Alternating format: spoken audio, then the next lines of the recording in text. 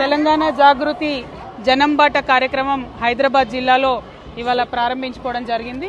హైదరాబాద్ జిల్లాలో మొదట Boinpally cantonment area నుండి, ఆ తర్వాత సనత్ నగర్, ఆ తర్వాత జూబ్లీ హిల్స్, ఈ 3 నియోజకవర్గాల్లో ఇవాళ జనంబాట కార్యక్రమం జరుగుతుంది.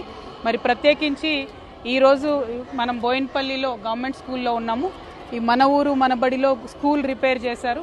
కాకపోతే ఇంకా కొన్ని ప్రాబ్లమ్స్ మిగిలి ఉన్నాయి.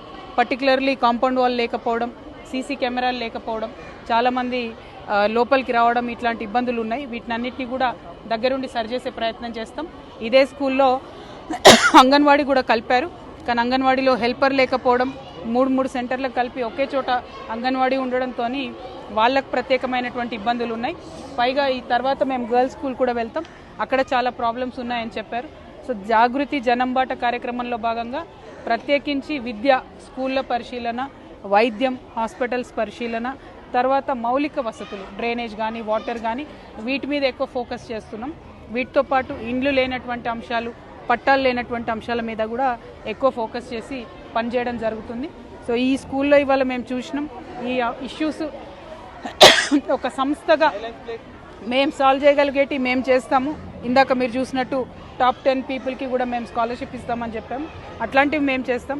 కానీ ప్రభుత్వం మెడల్ వంచి చేయించాల్సిన వాటికి కూడా ఖచ్చితంగా ఫైట్ చేసి సాధిస్తాం. ఏ జిల్లాకు వెళ్ళినా కూడా పెద్ద ఎత్తున ప్రజల నుంచి ఆదరణ, సమస్యలను పరిష్కరించేటటువంటి అవకాశం లభిస్తుంది. కాబట్టి ప్రజలందరికీ మళ్ళొకసారి ధన్యవాదాలు. జాగృతి జనంబాట ఇవాళ హైదరాబాద్లో మొదలైంది, 5 రోజులు సాగుతుంది. మేడం, నిన్న కుకట్పల్లి ఎమ్మెల్యే గారు మీ మీద విమర్శలు చేశారు. దాని మీద మీరు ప్రధానంగా ఒకటండి, ఆయన చేసిన ఆరోపణలన్నిటికీ నేను సమాధానం చెప్తాను, అందులో వేరే అనుమానం ఏం లేదు. కానీ ఏదైతే వారు పర్సనల్గా అటాక్ చేశారో అది వారి ఫ్రస్ట్రేషన్ని బయట పెడుతుంది.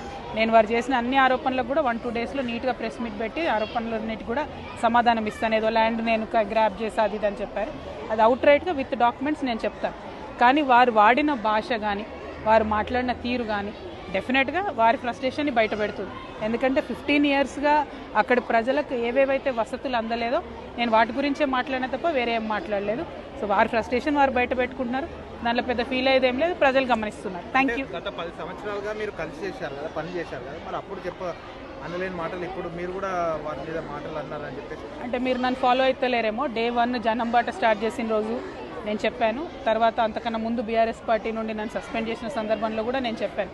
నన్ను నిజామాబాద్ వరకే పరిమితం చేశారు. సో మేము నిజామాబాద్లోనే ఉన్నా తప్పితే రాష్ట్ర వ్యాప్తంగా ఏం జరుగుతుందో చూడలేదు.